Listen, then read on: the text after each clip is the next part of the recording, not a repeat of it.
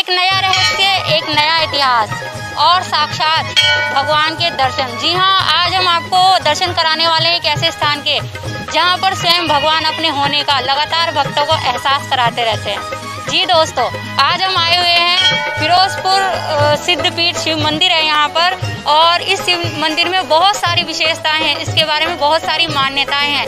तो क्या है वो मान्यताएं, क्या है वो विशेषताएं और किस तरह का ये मंदिर है, आइए इस सब की जानकारी आज की वीडियो में आपको मिलेगी। तो बने रहिए हमारे साथ। आज मैं, मेरे सहयोगी मुकेश जी, मेरे सहयोगी देवेश राजपूत जी, हमारी बिजनौर वाइन्स की टीम इस मंदिर के आपको दर्शन कराएगी। और मुझे पूरी आशा है कि आपको इस मंदिर के दर्शन करके बहुत अच्छा लगेगा और इस वीडियो को देखने के बाद आप जरूर एक बार इस मंदिर के दर्शन करने आना चाहेंगे। तो आइए दोस्तों, आपको दर्शन कराते हैं मंदिर के और इतिहास बताते हैं इस रहस्यमयी स्थान का।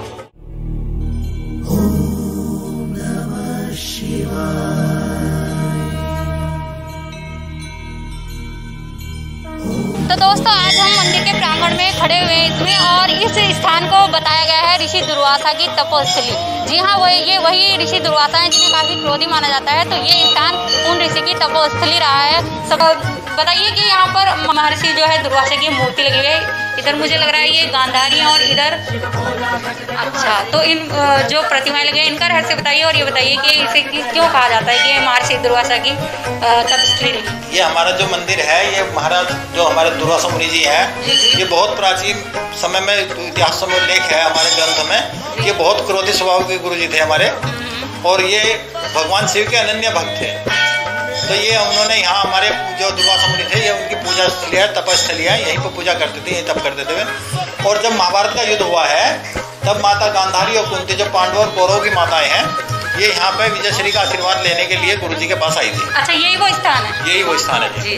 तो जब महाभारत का युद्ध हुआ, उसमें विजयश्री का आशीर्वाद लेने के लिए आई, तो माता गांधारी जो है वे पहला आई थी और कुंती माता बाद में आई थी, लेकिन वे सिराने रह गई और ये पादों आ गई। तो गुरु जी ने जो देखा, सबसे पहले कुंती माता को देखा जी। लेकिन ऐसा हुआ, उन्होंने कहा कि वे राजमाता थी, दुर्योधन की माता थी, उनका वर्चस्व था। उन्होंने कहा कि गुरु जी हम तो पहला आए हैं। तो उन्होंने कहा कि ऐसा है, इस समस्या का समाधान कैसे क्या है कि मैं आशीर्वाद पहले विजयश्री का किसको दूँ। तो उनके सामने जो समस्या आई, उन्होंने कहा कि जो भगवान भोलेनाथ पे स्वर्ण फूल, सोने के बने हुए फूल पहले चढ़ा देगा, विजय उसकी। तो देखिए, हर हर महादेव के नादों से गूंजता हुआ ये मंदिर। और जब भी हम किसी मंदिर में गए हैं प्राचीन, तो सबसे पहले मैंने आपको चाहा कि स्ट्रक्चर दिखाएं, लेकिन यहाँ का स्ट्रक्चर हम आपको नहीं दिखा सकते, क्योंकि मुख्य जो बात है इस मंदिर की यही है कि कहा जाता है, कहा ही नहीं जाता, प्रत्यक्ष है कि इस मंदिर पर कभी भी छत नहीं रुकती। तो क्या है इसका इतिहास, क्या है इसका कारण, हम शायद अपने आप तो नहीं बता सकते, लेकिन जो लोग यहीं पर रहते हैं, लगातार यहाँ पर कमेटी के सदस्य हैं, उन लोगों से जानेंगे। भगवान शिव के पहले हम आपको दर्शन करा दें, फिर जानेंगे इस रहस्य को कि आखिर यहाँ पर छत क्यों नहीं रुकती, क्यों ये मंदिर जो है बिना छत के है, यहाँ पर भगवान शिव को खुले में ही क्यों रखा गया है। इतना भव्य मंदिर होते हुए, इतना प्राचीन मंदिर होते हुए भी यहाँ पर मंदिर पर कहीं पर भी छत नहीं है, खुले आसमान के नीचे यहाँ पर भगवान शिव विराजमान है। तो सबसे पहले दर्शन कराते हैं आपको इस अद्भुत शिवलिंग के।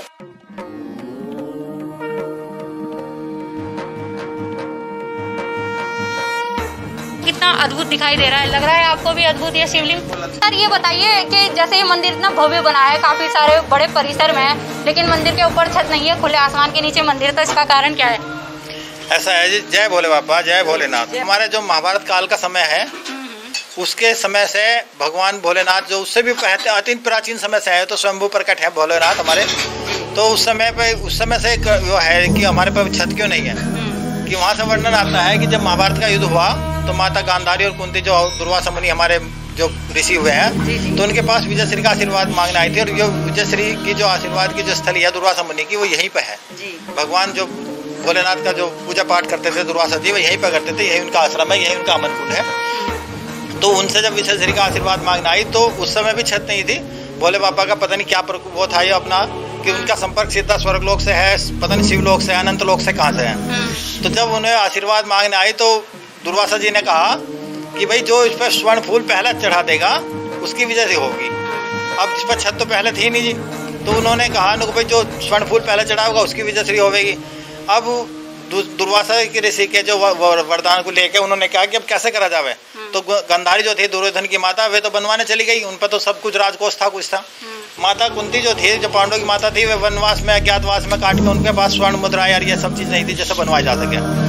तो वे अर्जुन के पास जाके ऐसे विलाप सा करने लगी कि भाई हमारी तो विजय होने की नहीं। उन्होंने कहा क्या हुआ माता? उनको ऐसे ऐसे हम गुरु जी के पास गए थे, उन्होंने कहा कि भाई जो स्वर्ण फूल भोले बाबा पे पहले चढ़ावेंगे उनकी विजय होगी। तो उन्होंने कहा बस इतनी सी बात है। तो उन्होंने जो है अर्जुन ने अपने पिता को आह्वान करा, इंद्रदेव को। तो इंद्रदेव के आह्वान पे ये जो स्वर्ण फूल है वो स्वर्ग लोक से भोले बाबा पे यहाँ पर से, और जब उनकी पांडवों की जीत हुई तो तभी से ये ऊपर से खुला हुआ है, और भगवान भोलेनाथ का और उनका सबका स्वर्ग लोक का यहाँ से सीधा संबंध है। तो जो भी हम मन्नत मांगता है उसकी सब मन्नतें पूरी होती हैं। और इस पर छत घेरने की अगर कोई प्रयास भी करता है, कोई मन में भी सोचता है, तो उसका अहित ही होता है, उसका कोई भला नहीं होता। क्योंकि भगवान को ये अच्छा ही नहीं लगता कि भाई ऐसा कोई मेरे बारे में सोचे। मैं जैसे समाधि में रहते हैं भोलेनाथ बिल्कुल कैलाश पर्वत पे खुली मुद्रा में, ऐसे ही भोले बाबा यहाँ विराजमान है। जय भोले की। एक सवाल और पूछना चाहूँगी, जैसे ये शिवलिंग है बहुत अद्भुत है, तो यहाँ पर कुछ निशान बने हुए हैं, तो इन निशानों के बारे में बताइए। जैसे यहाँ पर मुझे लग रहा है जैसे यहाँ से कुछ मार दिया गया हो, इस पे से तोड़ने का भी प्रयास किया गया हो, ऐसे निशान मुझे दिखाई दे रहे हैं। तो इसका क्या इतिहास है, क्या आप जानते हैं? जी ऐसा है, जो पुरातन समय में हमारे यहाँ पे जो मुगलों का शासन आया तो उन्होंने हिंदू धर्म की संस्कृति को नष्ट करने के बहुत प्रयास किए। एक यहाँ बिन ब्याही बछिया जो है वो आती थी और इस पर दूध का धार छटती थी। जब ये मिट्टी के अंदर ऐसा हो गया था, जो अवशेष ढक दिए गए थे हिंदुओं की संस्कृति को, तो उन्होंने देखा झाड़ झंकार में ये क्या हो रहा है यहाँ। तो जब वो आए उन्होंने देखा, खुदाई उदाई कराई तो भोलेनाथ यहाँ विराजमान थे। उन्होंने कहा कि इसे नष्ट करो, ये हिंदू धर्म की संस्कृति से खत्म करो। उन्होंने जगह जगह हिंदुओं की संस्कृति पे, सोमनाथ मंदिर पे जन जन कहाँ आक्रमण किए और उन्होंने नष्ट किया। तो इसे उन्होंने इस पर हथौड़े बजाए, आरे चलाए, नष्ट करने के 100 प्रयास किए। वही चोट के निशान इन पर भोले बाबा पे विराजमान है। तो वो सारे निशान आपको दिखाई दे रहे हैं, आरे चलने के भी, हथौड़े बजाने के भी। तो लेकिन सब चीज़ को सहन करने के बाद भी भोले बाबा हमारे हैं। लेकिन एक चीज़ होगी जब से जी कि हमारा जो फिरोजपुर है यो है तो नाम मुगलों के शासन के नाम के तरीके से कि भैया मुसलमानों का गांव है, लेकिन वास्तविकता यह है कि हमारे गांव में एक भी मुसलमान नहीं है। अच्छा, आपके गांव में कोई मुसलमान नहीं जी, एक भी नहीं, कोई चुई का बच्चा भी नहीं है, और ना रहने का जी। क्योंकि भोले बाबा की ऐसी हुआ है कि जो रहने का प्रयास भी करे, कोई ट्वेल्व में भी नौकर उकर लग जा तो वो भी नहीं रहता, वो भी मर जावे। उसके परिवार में भी अहित हो जावे, वे भी मरने लगे, बीमार होने लगे, वे भग जावे। ऐसा डर इतना हो गया, खौफ बन गया अंदर दिल में कि अब कोई नहीं रहता यहाँ। अब बस भोले बाबा की महिमा है।